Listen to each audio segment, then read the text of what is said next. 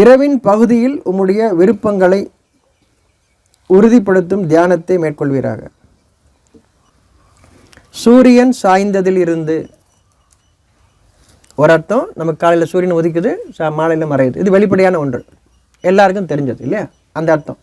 இன்னொரு அர்த்தம், எதை நீங்கள் சரின்னு நினச்சிட்ருக்கீங்களோ, எதை நீங்கள் சரின்னு நினச்சிட்ருக்கீங்களோ அந்த சரின்றது இப்போ எனக்கு உதவி செய்யலைங்கிற போது அந்த வெளிச்சம் மறையுதுன்னு அர்த்தம். இதனால் வரைக்கும் நான் இப்படி தான் பண்ணிகிட்ருக்கேன், எனக்கு ஒரு பிரச்சனையும் இல்லை அப்படி நினச்சிட்ருக்கீங்களா?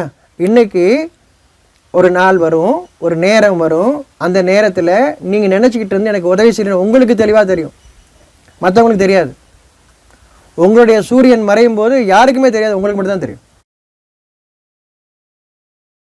அந்த நேரத்தில் தான் நீங்கள் கவலைப்படுறீங்க, பயப்படுறீங்க, என்ன செய்யணும் தெரியலன்னு நினைக்கிறீங்க. அந்த சாய்ந்ததிலிருந்து அது சாயும் பொழுது எதை நீங்கள் நினைத்து கொண்டு இருந்தீர்களோ என்னை வாழ வைத்து கொண்டு இருக்கிறது. உதாரணத்துக்கு ஒரு தொழில் இல்லை எந்த ஒன்று, உங்களுடைய படிப்பு எந்த ஒன்றாக இருக்கட்டும், இதுதான் வச்சு வாழ்ந்துட்டு இருக்கேன் நினச்சிட்ருக்கீங்க இல்லையா? அது இது சாயுதுன்னு வரும் இல்லையா? இல்லை எனக்கு இப்போ உதவலை, என்ன செய்யணும் தெரியல, ஒரு பயம் வருது இல்லையா? அந்த சாய்ந்ததில் இருந்து அப்படி ஒரு எண்ணம் உங்களுக்குள்ளே சாயுது. நிமிர்ந்து இருந்தீங்க, அதை கொண்டு பெருமை கொண்டு இருந்தீங்க, இதனை வாழ வைக்க நினச்சிட்டு இருந்தீங்க, வெளிச்சத்தில் இருக்கிறீங்க. இப்போ அந்த வெளிச்சம் சாயும் ஒரு நேரம் வரும். அது வரும்போது உங்களுக்குள்ள இருள் சொல்லுது, இரவின் இருள். ஏன் அது சொல்கிறான்? உங்களுக்கு உயிர் இருக்குது, உடல் இருக்குது. நம்ம புரிஞ்சுக்கிறக்காக உடல் ரீதியாக உருவ ரீதியாக ஒரு விளக்கம் சொன்னால் தான் கொஞ்சம் புரியுது நமக்கு. ஏன்னா மறைவான மனசிலிருந்து உடல் அளவுக்கு இறங்கிட்டோம், உருவத்துக்கு இறங்கிட்டோம். மறைவானது புரியல, மறைவானதை அறிவிப்பது தான் வேதம். மறைவானதை நமக்கு அறிவிப்பது தான் வேதம். ஒவ்வொருவருக்கும் அது தேவை. வேதம் எல்லா மனிதர்களுக்கும். இந்த வேதம் எனக்கு, இந்த வேதம் உனக்கு அப்படி கிடையாது, அவங்களுக்கு புரியல. இல்லைன்னா புரிஞ்சால் கூட அப்படி சொல்லி கொடுத்தா நீங்கள் பிரிவாக இருக்க மாட்டீங்க, நீங்கள் பிரிவாக இருந்தால் தான் நான் வாழ முடியும் அப்படிங்கிற எண்ணம் இருக்கக்கூடிய மனிதர்கள் உருவத்துக்கான விளக்கங்கள் கொடுப்பார்கள், நம்ம உருவத்திலே வச்சுக்கிறதுக்காக. ஒரு பயம் உங்களுக்கு ஏற்படாது. ஏன்னா நீங்கள் தான் அந்த உருவத்தில் இருக்கீங்களே, நம்ம தானே அப்படி இருக்கிறோம், நம்மளும் சுத்தமாக இருக்கிறோம், பரிசுத்தமாக இருக்கிறோம், சரியாக இருக்கும், நமக்கு எது கஷ்டம் வருது அப்படிங்கிற எண்ணம் தான் இருக்கும் உங்களுக்கு. ஆனால் வேதத்திலிருந்து ஒரு விளக்கம் வரும்போது உங்களுக்கு ஒரு பயம் ஏற்படும், ஒரு பயம் ஏற்படும். அந்த பயம் எதுக்காக ஏற்படுது? கஷ்டப்படுத்துறதுக்கா? இல்லை, நீங்கள் நேர்வழி பெறுவதற்காக. நான் தவறாக இருக்கிற மாதிரி இருக்குது, நான் தவறில் இருக்கேன், இது எனக்கு கெடுதியை கொண்டு வந்து ஒரு பயத்தை ஏற்படுத்துது இல்லையா? அப்படின்னு என்ன அர்த்தம்? நான் இந்த தவறிலேருந்து விடுபடணும், இந்த தப்பு செய்யக்கூடாதுங்கிற அந்த எண்ணத்தை ஏற்படுத்துறதுக்காகத்தான் தவிர உங்களுக்கு தண்டனை கொடுப்பதற்காக இல்லை. அப்போ இரவின் இருள் சூழும் வரை இறை உணர்வில் நிலைத்திருப்பதாக. இறை உணர்வு என்ன? இப்போ எனக்கு அமைதி வேணும், தெளிவு வேணும், வெளிச்சம் வேணும்னு கேட்குறீங்க. உங்கள் எதை நம்பிட்டு இருந்தீங்களோ அது இல்லை, அப்போ எதுங்கிற அந்த அந்த ஒரு தேடுதல் இருக்கு இல்லையா, அதுதான் இருள். எனக்கு என்னன்னு தெரியல, இது நான் இவ்வளோ காலம் வெளிச்சமாக எனக்கு வாழ வைக்கும்னு நினச்சிட்டு இருந்தேன், அது இது வாழ வைக்காது தெரியுது, மறையுது. அது இப்போது எனக்கு இருள் சூழுது, என்ன செய்யணும்னு தெரியல, இருள் சூழுது, எனக்குள்ளே இருள் சூழுது, அடுத்து என்ன செய்ய போகிறேன், எப்படி பிழைக்க போகிறேன் எனக்கு தெரியல, ஒரு இருள் சூழுது. இறை சொல்கிறான், உணர்வில் இறை உணர்வுன்னு சொன்னாலே போதும். இறை உணர்வுன்னு ஏன் சொல்ல வேண்டியிருக்கு? நமக்கு என்னன்னு புரியல, உணர்வுன்னு என்ன, உணர்ச்சின்னு என்னன்னு புரியல. நீங்கள் நினச்சிட்டு இருக்கிறது கிடையாது, இறை உணர்வுன்னு சொல்ல வேண்டியிருக்கு. ஆனால் உணர்வுனால இறை உணர்வு தான். எந்த ஒரு சொல்லும் இறைவனை குறிக்கக்கூடியதாக இருக்குது. அப்போது என்ன நிலைச்சிருக்க வேண்டியிருக்கு? எனக்கு நல்லது வேணும்னு மனசு அறிவிக்குது இல்லையா, நான் நல்லபடியாக இருக்கணும், அதுதான் இறை உணர்வு. அந்த எண்ணத்தில் இருக்கும்போது, அதை நீங்கள் விரும்ப ஆரம்பிக்கும்போது உங்களுக்குள்ள அமைதி ஏற்படுது. என்ன செய்யணும்னு தெரியாத போது மனசு அமைதி ஆகுது. மனசு அமைதி அடையும் போது நீங்கள் இயங்குவதற்கான ஆற்றல் பிறக்குது. அப்படின்னா வெளிச்சம் உங்களுக்கு பிறக்குதுன்னு அர்த்தம். எந்த ஒரு காரியமும் மன அமைதியோடு நம்ம செய்ய வேண்டியிருக்கு. மன அமைதி இல்லை அப்படின்னா உறைஞ்சி போயிடுவீங்க, ஒரு வேலையும் செய்யக்கூடாது. உங்களுக்கு மனசில் குழப்பம் இருந்துச்சுன்னா அடுப்பை கிண்டிக்கிட்டே இருப்பீங்க, கிண்ட கூட நின்று போயிடும், தீ பிடிக்கிற கூட தெரியாது, பார்த்துட்டே இருப்பீங்க.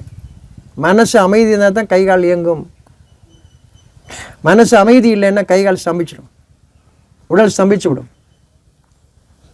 அது உணர்வு. இப்போ மனதின் பக்கம் திரும்புங்க, உங்களை இயங்குவதற்கான. எப்போ அந்த இருள் சூழ்ந்துச்சு, எங்க விடாமல் ஆக்கிருச்சு, மனதின் அமைதிக்கு வர்றீங்க, அதான் இறை உணர்வில் நிற்கிறீங்க. என்ன செய்யணும்னு தெரியலையே, எனக்கு வேணுமே, நல்லது வேணுமே, வாழ்க்கை வாழணுமே நினைக்கிறீங்க, உங்களுக்கு அமைதி கொண்டு போகுது. என்ன செய்யணும்னு தெரியல, அமைதி ஏற்பட இயங்குவதற்கான வழி உங்களுக்கு உங்களுடைய சூரியன் ஒதுக்கி வைப்போம். உங்களுக்கான வெளிச்சம் பிறக்கும். நீங்கள் என்ன செய்யணும்னு அறிவிக்கும். லேசாக தான் தொடங்கும். எப்படி வெளிச்சம் காலையில் 4 மணிக்கெல்லாம் எழுந்திரிச்சிட்டிங்களா, 5 மணிக்கெல்லாம் எழுந்திரிச்சிட்டிங்கன்னா வெளிச்சம் படிப்படியாக வெளிச்சம் வருது இல்லையா, அப்படி உங்களுக்கான தெளிவு படிப்படியாக கிடைக்க ஆரம்பிக்கும். நீங்கள் இருளில் இருக்கும்போது உங்களுக்கான தெளிவு படிப்படியாக கிடைக்க ஆரம்பிக்கும். நான் என்ன செய்யணும்னு சாதாரணமாக எங்கள் காலை எந்திரிக்கிறீங்க, என்ன உங்களுக்கு தெரியுமோ, காலை எழுந்துச்சி வாசல் தெளிக்கணும், இல்லைன்னா டீ போடணும், இல்லைன்னா வீடை கூட்டணும், ஏதோ ஒரு மனசில் வச்சுருங்க, அதை அப்படியே செய்ய கிளம்புவீங்க. படிப்படியாக தெளிவாகும், என்ன செய்யணும் தெளிவாகும். ஆனால் எந்திரிக்கும் போது அந்த கொஞ்சம் தான், வேறு எதுவுமே பெரிய சிந்தனையில் எதுவுமே இல்லை. அந்த ஒரு காரியம், போய் கதவை திறக்கணும், ஏதோ ஒன்று இல்லை, பால் பாக்கெட் எடுக்கணும், ஏதோ ஒரு அதை நிதானமாக செய்ய ஆரம்பிக்கிறீங்க. ஒரு அதை மட்டும் தான் செய்வீங்க. என்ன ஒரு எண்ணம் இருக்கோ அடுத்து ஒன்றா செய்யுங்கிறது படிப்படியாக உங்களுக்கு வெளிச்சம் கிடைக்கும். ஒவ்வொரு காரியத்திலும் இயங்க முடியாதுன்னு நினச்சிருந்தீங்க, நாத்தி படுக்க போகும்போது காலையில் எந்திரிச்சுன்னு படிப்படியாக ஆரம்பிக்கிறீங்க. அதுபோல் உங்களுடைய எதில் நீங்கள் வெளிச்சமாக இருந்தீங்க, நல்லா வாழ்ந்துட்டு நினச்சிங்களோ அதில் ஒரு மங்குதல் வரும்போது, ஒரு மயக்கம் வரும்போது, என்ன செய்யணும் தெரியாத நிலை வரும்போது, சூரியன் சாயுது, இருள் சூழுது, இப்போது நீங்கள் தியானத்தில் என்ன செய்யணும் தெரியல, ஆனால் நல்லது வேணும், இதுதான் தியானம். எனக்கு நன்மை வேணும், இதுதான் தியானம். இதில் மனசு அமைதியடைய ஆரம்பிக்கும். நன்மையை விரும்ப மனசு அமைதியடைய ஆரம்பிக்கும். என்ன வாழ்க்கை எதை நோக்கி இருக்குனுங்கிறத அறிவிக்கிறது, அதுதான் தியானம். உங்கள் மனசு அமைதி அடையும் தியானத்தில் அமைதியாக இருந்து தியானம் பண்ணுங்களா இல்லை, தியானத்தின் பலன் தான் அமைதி. இவன் தியானத்தை ஸ்டார்ட் பண்ணுறதுக்கு அமைதி சொல்கிறான். அமைதி இருந்தால் எனக்கு எதுக்கு தியானம், அமைதி இருந்தால் எனக்கு எதுக்கு தியானம், அமைதிக்காகத்தான். அப்போது எப்போ அந்த தியானம் தொடங்குது, எனக்கு என்ன செய்யணும்னு தெரியாத அந்த நிலையில் நான் அமைதி அடைகிறேன், மனசு அமைதியடைய. இப்போ உடல் இயங்குவதற்கான ஆற்றல் அங்கே பிறக்குது. நிலைத்திருப்பீராக. இப்போ எழும் வேலை, உங்களுக்கு அந்த அமைதியில் உங்களுக்கு ஒரு தெளிவு கிடைக்குது. இப்போ நீங்கள் எந்திரிக்கிறீங்க. இப்போ எதை கொண்டு எந்திரிக்கிறீங்க, வழிகாட்டில் கொண்டு மனசில் ஒரு தெளிவு வந்திருக்கு. அந்த தெளிவு தான் குரான். குரானுங்களை இதில் வசனங்கள் நினச்சிட்ருக்கீங்க, இந்த வசனங்கள் மட்டும், இந்த வார்த்தைகள் மட்டும் நினச்சிட்ருக்கீங்க. இது வாழ்க்கையில் உங்களுக்கு கிடைச்ச தெளிவுகள் எல்லாமே வேதம், குரான். அந்த வேதம் நீங்கள் இந்த புத்தகத்தோடு வேதத்தில் எடுத்து பார்க்கும்போது நீங்கள் என்ன தெளிவு வந்துச்சோ அந்த தெளிவு வேதத்தில் இருக்குது. இது மந்திர சொல்ல அல்ல, இதை சொல்லிக்கிட்டே இருக்கிறதுக்கு, உரு போட்டுக்கிட்டே இருக்கிறதுக்கு. இதை 10 தடவை சொன்னால், 100 தடவை சொன்னால், 1000 சொன்னால், 1,00,000 தடவை சொன்னால் இது நடக்கும், அது இல்லை. உங்களுக்குள் ஒரு தெளிவு பிறக்குது, அது உறுதிப்படுத்தக்கூடியது. அதனால தான் இந்த புத்தகம் சரிதானான்னு உங்களை செக் பண்ணக்கூடியது உங்கள் உள்ளத்தில் இறைவன் தரக்கூடிய அந்த தெளிவு. எழும் வேலை குரானை, நிச்சயமாக வேலை குரானுக்கு சாட்சியமாக இருக்கிறது. உங்களுக்கு கிடைத்த அந்த தெளிவு தான் குரான். குரான்லாம் ஏதோ ஒரு புத்தகம், யாரோ எழுதின புத்தகம், ஏதோ நாட்டோட புத்தகம், அப்படி இல்லை. உங்களுக்கு கிடைத்த அந்த தெளிவு, அது மனசில் அதை உறுதிப்படுத்தக்கூடிய ஒன்று தான் இந்த புத்தகம். அந்த மனதில் உங்களுக்கு கிடைச்ச தெளிவு இருக்கு இல்லையா, அந்த தெளிவு கொண்டு தான் வாழ்கிறீங்க. நான்லாம் குரான் படிக்கல, ஒன்றும் படிக்கல, தெளிவாக தான் இருக்கிறேன். அந்த தெளிவு தான் குரான் உங்களுக்கு சொல்லிக் கொடுக்கல. இதெல்லாம் ஒரு தனி புத்தகம், நமக்கு சம்மந்தமில்லாத புத்தகம் இல்லை. உங்களுக்கு கிடைத்த தெளிவுக்கு பேர் தான் குரான். உலகத்தில் இருக்க ஒவ்வொரு மனிதனுக்கும் தெளிவோடு தான் இருக்கிறான். அப்படின்னா தெளிவுன்னா என்ன அர்த்தம் தெரியுமா, தெளிவாக கெட்ட செய்கிறது இல்லை. தெளிவு அடையும் போது கெட்டதை விட்டு விலகிறீங்க, நல்லது செய்கிறீங்க, அதுதான் குரான். தெளிவாக அக்கிரமம் பண்ணுறது இல்லை. தெளிவுன்னு சொன்னால் தீமையை விளக்குவது, நன்மையை நீங்கள் விரும்பி அதை செய்வது, இதுதான் தெளிவு. மனசில் கெட்டெண்ணம் வருது, கெட்டெண்ணன்னு தெரியுது இல்லையா, அதை விளக்குவது. இப்போ தான் நீங்கள் குரான் வழிகாட்டியிருக்குன்னு அர்த்தம், வேதம் வழிகாட்டிருக்குன்னு அர்த்தம். இதில் எந்த மனிதர்களாவது இதற்கு மாற்றாக இருப்பாங்களா? யாராவது? ஒவ்வொருத்தருக்கும் தெளிவு, அந்த தெளிவில் வாழ வேண்டும். ஒவ்வொருத்தருக்கும் நன்மை, அந்த நன்மையில் வாழ வேண்டும். இந்த இருக்கு இல்லையா, அப்போ அத்தனை பேருமே குரானை பின்பற்றுகிறார்கள். இது எப்படி, இது ஒரு அமைப்புக்கு, ஒரு மதத்திற்கு, ஒரு கூட்டத்திற்குன்னு எப்படி ஆகும்? சிறிதோ பெரிதோ, சிறிய விளக்கமோ பெரிய விளக்கமோ, யார் எதில் கொண்டு அடைந்தாலும் மனதில் ஏற்பட்ட அந்த தெளிவு, சொன்னதை கேட்டுக்கிட்டது வேற, ஆனால் என்ன தெளிவு மனசில் ஏற்பட்டுரு. புரிஞ்சா, இது மாதிரி செய்வியா, செய்வேன் சார். அப்புறம் நீங்கள் போய் உங்களுக்கு தெரிஞ்ச செஞ்சிட்ருக்கீங்கன்னா சொன்ன பதில் அப்படி ஏற்றுக்கிட்டு நம்பிக்கை கொள்றதா? இல்லை. தெளிவு மனசில், அது உங்களுக்கு அதை உறுதி கொடுக்கணும். அந்த உறுதியை கொண்டு நீங்கள் வாழும்போது வேதத்தின்படி வாழ்கிறீர்கள். குரானுக்கு சாட்சியமாக இருக்கிறது. அப்போ அந்த தெளிவு இப்போ நீங்கள் வேதத்திலேருந்து விளக்கும்போது, ஆமாம் இந்த தெளிவு தான் எனக்கும் வந்தது, அதுதான் வேதம்னு சொல்லு. இதுதான் வேதத்துக்கு சாட்சியமாக இருக்கிறது. காலங்காத்தால் எந்திரிச்சிங்கன்னா குரான் புத்தகத்தை வாசிக்கணும், அதான் அதுக்குரிய அர்த்தம் அப்படின்னு சொன்னால் அப்படின்னா எல்லோரும் வாசிக்க ஆரம்பிப்பாங்க இல்லையா? என்னன்னே தெரியாமல் காலை ஒரு 5 நிமிஷம் வாசிச்சுட்டு ஒரு அரை மணி நேரம் வாசிச்சுட்டு அப்போ நம்ம வேலையை செய்வோம் இல்லை. நான் இது கிடைக்கக்கூடிய தெளிவிலிருந்து படிப்படியாக எனக்குள் மாற்றம் நிகழுது. நான் அப்படியே தான் இருக்கேன். நான் சின்ன வயசுலேருந்து எனக்கு என்ன சொல்லிக் கொடுத்தாங்களோ, எப்படி வளர்ந்து வந்தனோ, எந்த சூழ்நிலையெல்லாம் என்னை ஒரு மாற்றி இருந்ததோ அப்படி தான் நான் வாழ்ந்துட்டு இருப்பேன். இதில் வரக்கூடிய தெளிவுகள் என்னை படிப்படியாக, சூரியன் எப்படி காலையில் வெளிச்சம் வரும்போது படிப்படியாக வெளிச்சம் வருதோ அப்படி ஒவ்வொரு மனிதனுடைய வாழ்க்கையிலையும் படிப்படியாக மாற்றம் நிகழும்.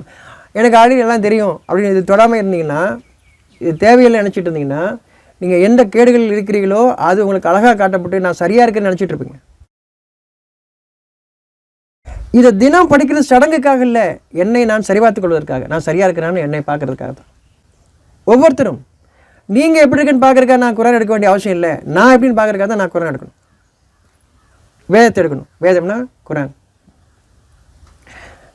நீங்கள் எதை ஒன்று வேதம்னு சொன்னாலும் சரி, அது உங்களுக்கு தெளிவுபடுத்துதா இல்லை யாருடைய கதையை சொல்லுதா, உங்களுக்கானதை அறிவிக்குதுன்னா அந்த வேதத்தின் விளக்கம் அங்கேருந்து வந்திருக்குன்னு அர்த்தம். எல்லா மனிதனுக்கும் இது பொதுவானது, இப்படி தான் இது பொதுவானது.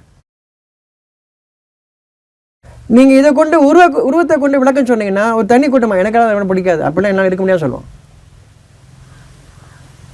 நீ உருவத்தை கொண்டு சொன்னதுனால இருக்க முடியாதுன்னு சொல்கிறான். மனதிற்கான செய்திக்கு யாரும் மறுக்க முடியாது. அப்படி மறுத்தால், மனமுரண்டாக மறுத்தால் ஒரு காலம் வரைக்கும் இனி தெளிவுபடுத்தக்கூடிய சூழல் அவங்களுக்கு உருவாகும். யாரும் நீங்கள் செய்ய வேண்டிய அவசியம் இல்லை, தானாக உருவாகும். எனக்கு ஒரு சோதனை வருது, இல்லை ஒரு நல்லது நடக்குது, ரெண்டுமே எனக்கு தெளிவுபடுத்துவதற்காக. அது எதற்காக வந்தது? நல்லது நடந்ததுனால பெருமை கொள்வதும், கஷ்டம் வந்ததுனால கவலை கொள்வதும் அதுக்காக இல்லை, அதுக்காக அது ஏற்படலை. உங்களுக்கான சோதனை தான். கஷ்டம் வந்தால் தான் சோதனை, நல்லது நடந்தால் சோதனையில் நினைக்கிறீங்க, அப்படி கிடையாது. ரெண்டுமே சோதனை. அது சோதனையாக இல்லையான்னு நமக்கு விளங்கிக்கிறதுக்காக தான் வேதம். அதை படிக்கும்போது நமக்கு நிலைப்படுத்துது. நிச்சயமாக வேலை சாட்சியமாக இருக்குது, குரானுக்கு சாட்சியமாக இருக்குது, வழிகாட்டுதலுக்கு சாட்சியமாக இருக்கிறது. குரானை புரியுதா? இப்போ குரான்னா உங்களுக்கு வழிகாட்டுகிறது, எச்சரிக்கை செய்கிறது, நினைவூட்டுகிறது. எது உங்களுக்கு நினைவூட்டி உங்களை நேர்வழிப்படுத்துதோ அது குரான். அந்த தெளிவு தான் குரான். இதில் உள்ளது அது சரிதானான்னு பார்த்துக்கிறதுக்காக.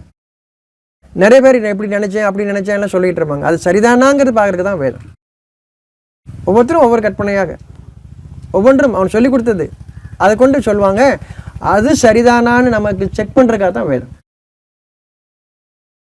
அப்போ யார் ஒருத்தட்டு ஒன்று கேட்கும்போது அவர் சொல்கிறது வேதம் தானா, வேதத்தை பார்த்தா தெரிஞ்சிடும். அவர் சொன்னது வேதம் தானே, அவர் சொன்னால் எல்லாம் சரியாக இருக்கும் அப்படி கிடையாது. சொன்னது சரிதானாங்கிற செக் பண்ணுறதுக்கு தான் ஒரு புத்தகம் கொடுத்துருக்கான். யார் சொன்னாலும் செக் பண்ணுறதுக்காக வேதம் கொடுத்துருக்கு. இந்த வேதம் சரியாக இருக்கா செக் பண்ணுறது உங்களுக்கு உள்ள கொடுத்துருக்கு, சரியாக இருக்கான்னு செக் பண்ணுறேன். இப்போ நீங்கள் உறுதிப்படுத்தி தான் ஒரு விஷயத்தை புரிஞ்சுக்கிறீங்க. இதுதான் அறிவு. அறிவியல் நீங்கள் சொல்கிறது தானே, அதை தான் கற்றுக் கொடுக்குது. அப்போ நீங்கள் அறிவியல்னு சொல்கிறது வேற, வேதம் சொல்கிறது வேற நினச்சிட்ருக்கீங்க. இது பொய்யா சொல்லிட்டு நினச்சிட்ருக்கீங்க. ஏன்னா சொன்னவங்க பூரா உடம்புக்கு சொன்னதுனால சிந்திக்கிறவனுக்கு இது பொய்யா தெரியுது, தப்பாக தெரியுது. சாமியும் கிடையாது, ஒரு மண்ணும் கிடையாதுன்னு சொல்லிட்டு இருக்கான். ஏன் சொல்கிறான் அப்படி? நீ சொல்லிக் கொடுத்தது பூரா உருது சொல்லி கொடுத்துருக்க. அவன் சிந்திக்கிறான், சிந்திக்கும் போது மனசில் சிந்திக்கிறான். நீ சொன்ன போது தப்பாக இருக்கு. ஆனால் வேதம் சிந்திக்க தான் சொல்லிக் கொடுக்குது. அந்த சிந்தனையை அவன் ஆய்வுன்னு சொல்லிக்கிறான். இல்லை, வேதம் சிந்திக்க தான் சொல்லுது.